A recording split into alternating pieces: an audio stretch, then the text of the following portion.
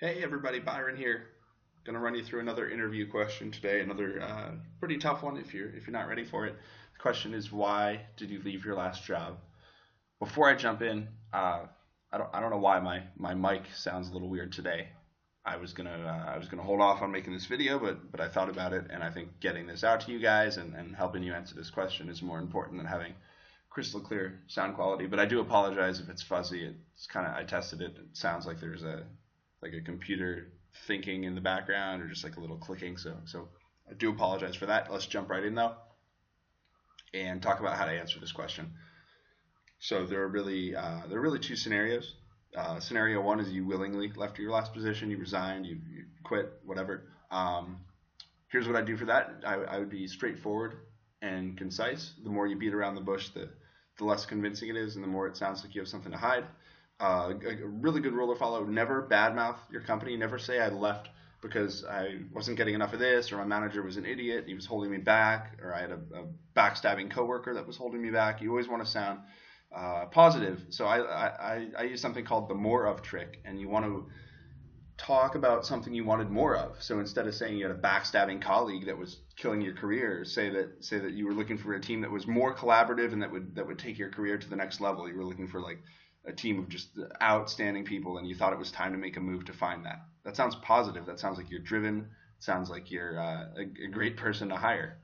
One of the phrases that I like to use as a part of this trick. Obviously, more of is a phrase you can use, but I also like to say I felt ready for. So I left that position because I felt ready for more management responsibilities.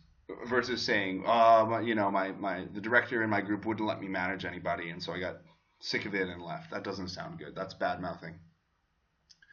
And then finally tie it back to the company you're talking to. So ideally you want to read the job description before you go in, so you know what's important to the company. I've mentioned this before in blog posts and videos, but look at the top couple of bullet points. Look for things that are repeated, like a theme that's repeated 2 or 3 times, just phrased differently throughout the description.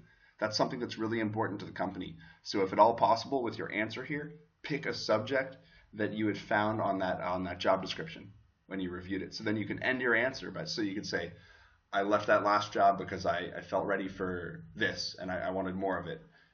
And I noticed on your job description, it seems like that's something that you emphasize heavily and that you're looking for somebody to come in and do. So I thought this position could be a really good fit, and I was actually excited to talk to you guys about it. That's how you can wrap it up and tie it back to their company and back to their job description. So again, that's all possible if you do a tiny bit of research beforehand. Otherwise, you're kind of shooting in the dark, and your answer will be almost complete, except when you try to tie it back into this job. And that really is important in the end, because that's the step that nobody else is doing, or most people aren't doing. If you just do the first two things I explained, you're going to blend in with the crowd, unfortunately. But this last thing is really going to set you apart. All right, let's jump to scenario number two. This is a bit tougher, but I'm going to guide you through it. It's not impossible. You don't have to feel nervous for it. So you were fired or laid off. And before I jump in, if you were laid off, like if it was a traditional layoff where your company like eliminated your group, or moved your manufacturing site to India and fired everybody, just be super clear and just say my position was eliminated. We had a lack of funding, or management decided to move everything to here and my position was cut. That's simple. Just tell the facts. What I want to jump into is if you were fired for behavior or performance or being late or getting in a fight with somebody. Hey, if it happened, nobody's perfect.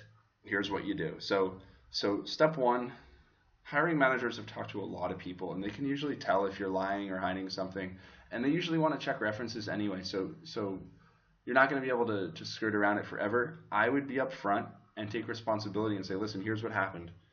And again, don't badmouth, don't blame. It's when you tell your side of the story and blame somebody else, even if it was 75% their fault, even if you got in this big fight and they were prodding you and they had it coming, and they were trying to argue with you for weeks and you were the better person, but eventually you just gave in.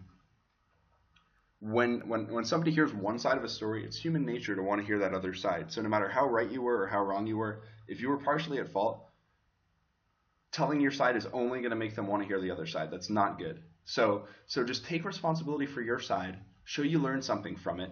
show that you've taken action to make sure it never happens again. And so you want to be humble and accountable, but you don't want to hang your head in shame. And there's a difference. The mentality you want to have is like, yes, I could have done this differently. I learned a lot from it. I've taken these steps to make sure nothing like this happens again.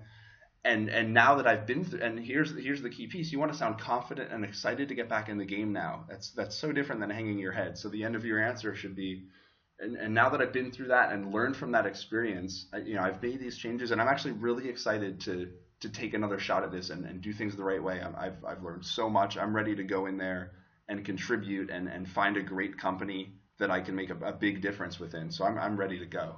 You don't want to sound like you're afraid to get back on the horse, like you fell off and now you're not sure if you can do it. You want to sound like you're ready for your next shot. And any company that doesn't hire you based on this is idiotic, and they're going to regret it. You've got to sound like that. You've got to sound super ready. So accountable, responsible, but not filled with self-doubt, not lacking confidence. And that's possible. Those two ideas can coexist. And then finally, this is important, practice so you don't hesitate. With this type of question, a little bit of hesitation or sounding unsure of yourself really, really opens up some suspicions in the hiring manager's mind. Just again, human nature.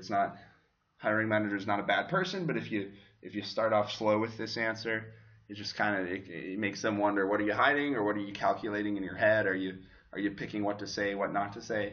And that's fine to do, but do it at home. Do it in front of the mirror. Because when you hear this question, when they ask you why did you leave your last job, you want to jump in and seem eager to answer and eager to explain. Because again, the way you're ending your answer and the message you're delivering is that you're eager to get back into the game, or you're eager to find that next position that'll challenge you and put your career on the next level. So that's why you should be sitting forward on your seat and really excited to answer this question, not timid at all. Okay, I hope this helps.